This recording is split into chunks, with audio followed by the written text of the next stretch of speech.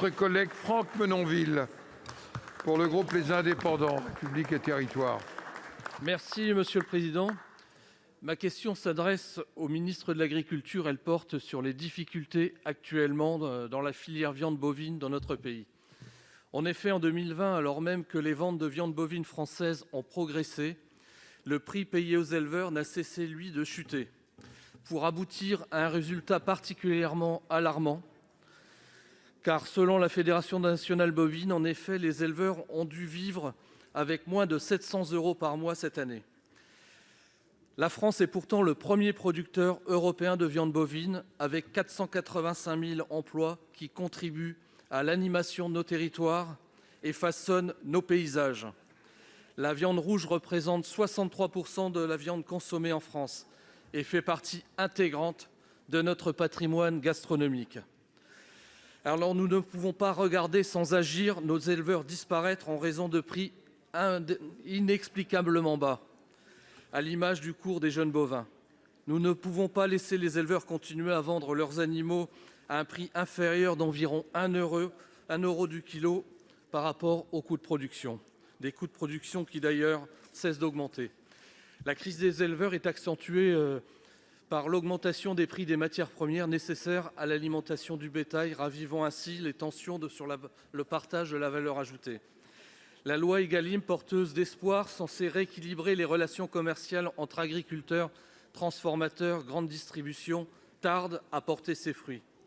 En pleine négociation de la PAC, les inquiétudes se font grandes.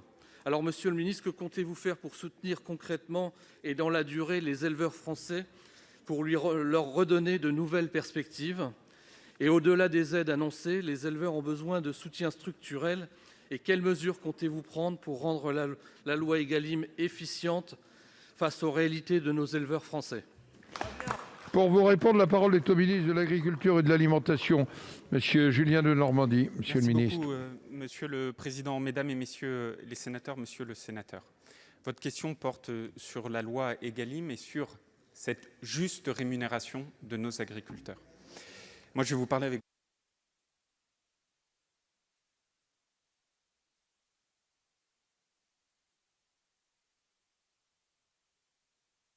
de la loi Egalim. Et la conséquence, c'est quoi? C'est que d'un côté, on ne peut pas demander à notre agriculture, qui a chevillé au corps cette volonté de nourrir le peuple, on ne peut pas lui demander de toujours nourrir avec plus de qualité si au même moment, on laisse s'organiser cette guerre des prix. On voit bien monter en qualité tout en faisant cette guerre des prix, c'est incompatible. Alors face à ça, il nous faut faire deux choses. La fermeté et aller plus loin sur la loi Egalim. D'abord, la fermeté. Les négociations commerciales, c'est un rapport de force. Je l'ai toujours dit, l'État est rentré dans ce rapport de force. Songez, Monsieur le sénateur, qu'en l'espace de 6 semaines, nous avons fait l'équivalent de 6 mois de contrôle.